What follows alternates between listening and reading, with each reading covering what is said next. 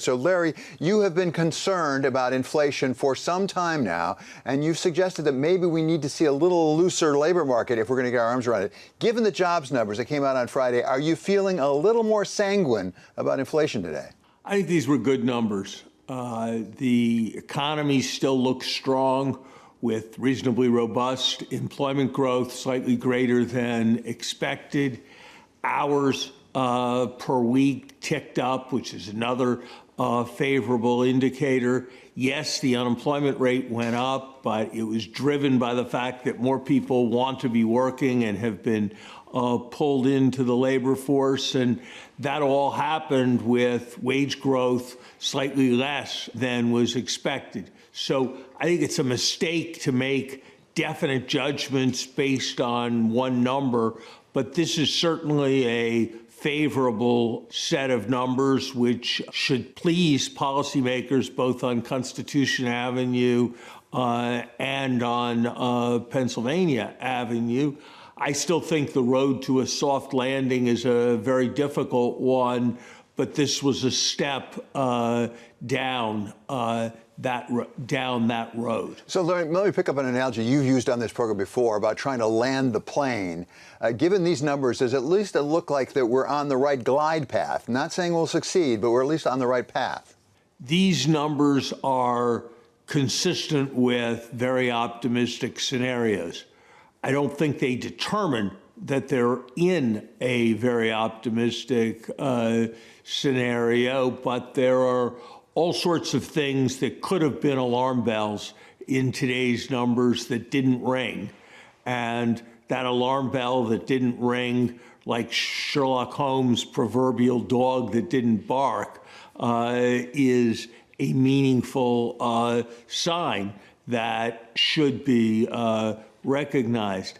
You know, David, as I look to the wage picture, though, I do see, and I think it's very hard for anybody to evaluate the significance of this, a degree of labor restiveness in our country, potential strike activity that we have not seen in a very long time. The Hollywood writers are getting attention, joined by the actors. There was a quite strong wage settlement that was probably not consistent with 2% inflation at UPS a few weeks ago.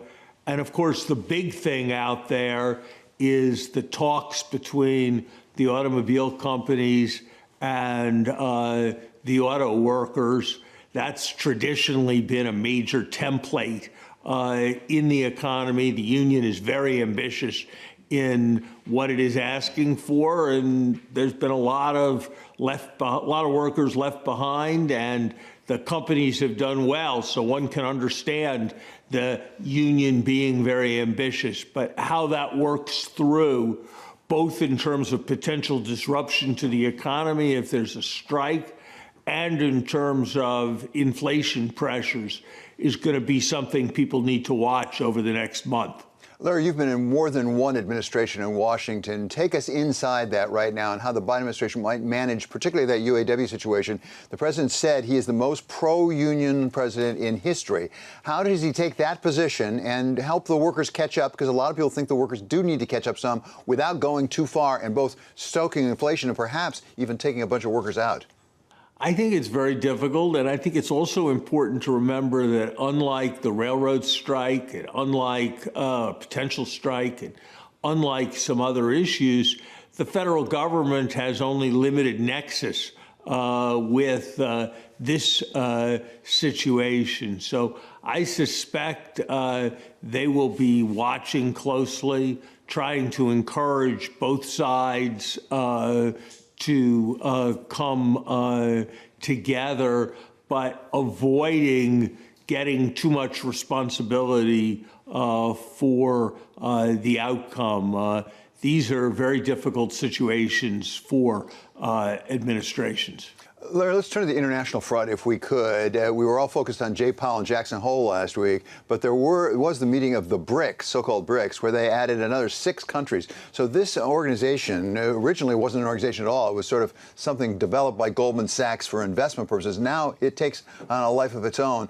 It's a wide range of economies they've added, all the way from Argentina on the one hand to Saudi Arabia on the other. Is this a potential economic threat, or challenge at least, to the United States? I think right now it's a symptom of our failure. It's a symptom of the sin of bipartisan economic nationalism in our country. We are not able to sustain support for trade agreements.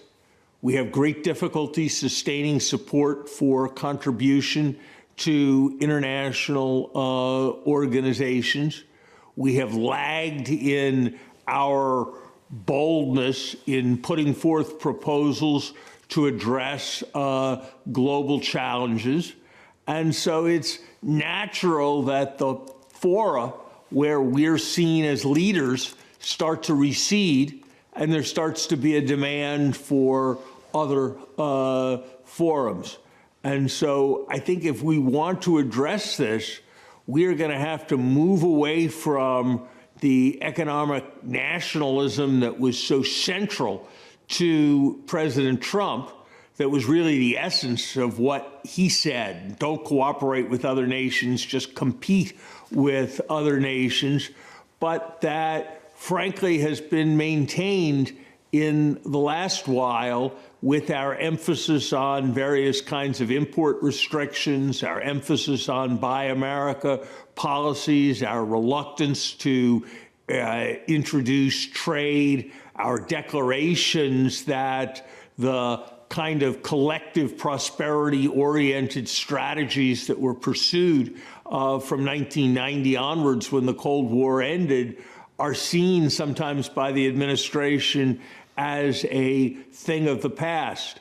Whenever anybody says they care about producers, not low prices for consumers, they are adopting a negative sum, all against all vision of international economic policy that is problematic and is going to invite these kinds of challenges to the approach that the United States has taken with great success since the Second World War.